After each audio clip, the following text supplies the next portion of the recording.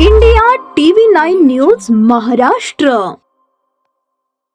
सोलापूर शहर तसेच हद्दवाढ भागातील पाणी पुरवठा सुरळीत करण्याच्या मागणीसाठी संभाजी ब्रिगेड महिला आघाडी प्रचंड आक्रमक झाल्याचे पाहायला मिळाले.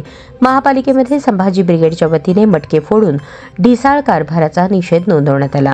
महापालिकेला दिलेल्या निवेदनात सोलापूर शहरात व हद्दवाढ भागामध्ये महानगरपालिका प्रशासनाच्या नियोजनाअभावी पाण्याच्या अनियमित पुरवठ्यामुळे पाणी टंचाईची समस्या मोठ्या प्रमाणात निर्माण झाली असून शहरात व हद्दवाढ भागात स्वागतनगर, देसाईनगर, समाधाननगर, जुळे, सोलापूर आदींसह विविध भागात पाण्याच्या अनियमितपणामुळे लोकांना अनेक अडचणींचा सामना करावा लागत आहे. पिण्याच्या पाण्याची समस्या गंभीर झाली असून या परिसरात 5-6 दिवसाआड रात्री बेरात्री करण्यात येणाऱ्या पाणी पुरवठ्यामुळे नागरिक हैराण झाले आहेत.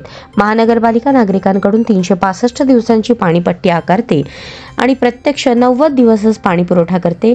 त्यामुळे जेवढे दिवस पाणी तेवढीच बिल आकारणी करावी.